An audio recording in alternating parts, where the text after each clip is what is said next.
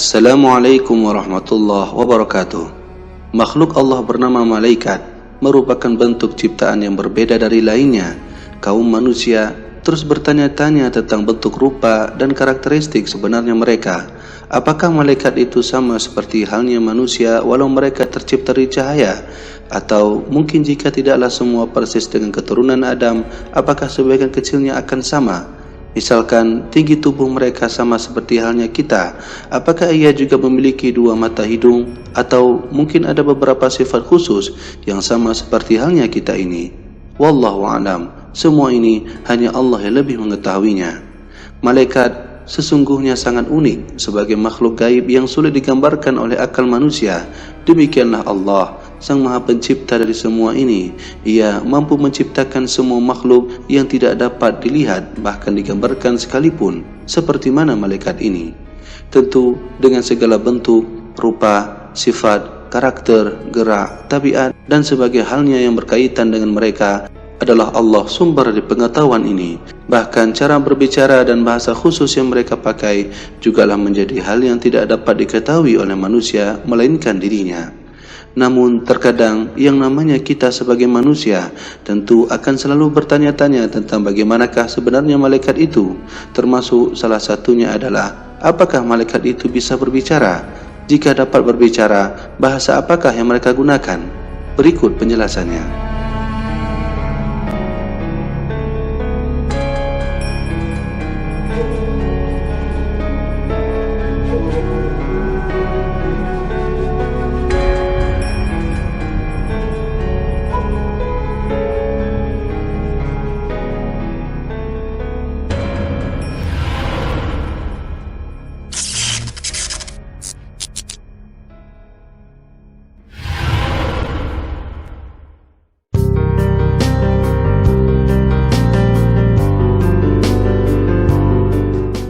Untuk mendapatkan jawaban ini, tentu kita akan kembali kepada rujukan nas yang sahih dalam sebuah hadis yang diriwayatkan oleh Imam Al-Hakim dalam Al-Mustaraknya, bahwa bahasa yang digunakan malaikat terkadang seperti mana bahasa manusia.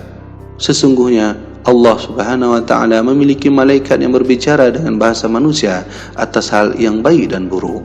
Ini artinya walau bahasa malaikat sama seperti halnya manusia, namun terdapat perbedaan. Perbedaan ini terdapat pada kesetaraan suatu lafaz bahasa mereka pada dua penilaian yang sama, yaitu atas hal yang baik dan buruk. Untuk memudahkan gambaran penjelasan di atas, dapat kita lihat pada sebuah contoh hadis Nabi kita Muhammad SAW saat beliau pernah menggunakan bahasa malaikat dengan lafaz yang sama, namun mengandung dua makna. Dari Anas bin Malik radhiyallahu anhu berkata, kami sedang duduk bersama Rasulullah SAW. Kemudian ada jenazah disertai beberapa orang keranda lewat. Rasulullah kemudian bertanya, apa ini?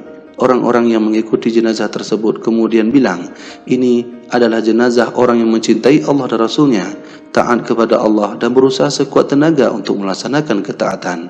Rasulullah kemudian menjawab, wajabat, wajabat, wajabat. Setelah itu datang lagi keranda yang lain. Orang-orang tersebut kemudian berkata, ini adalah jenazah orang yang dibenci Allah dan Rasulnya, gemar bermaksiat. Kemudian Rasul menjawab, wajabat, wajabat, wajabat.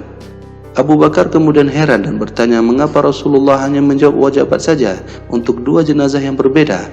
Rasul pun menjawab, benar wahai Abu Bakar, sesungguhnya Allah Subhanahu wa Ta'ala memiliki malaikat yang berbicara dengan bahasa manusia atas hal yang baik dan buruk.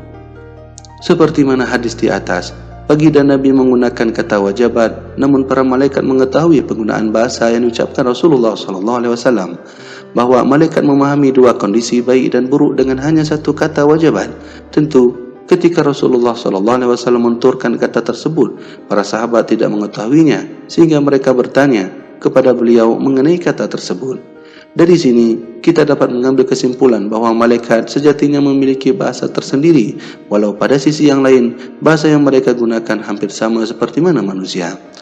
Maha suci Allah dengan segala ciptaannya. Ternyata malaikat dan bahasanya menjadi ciptaan Allah yang sangat unik dan aneh bagi kita sebagai manusia.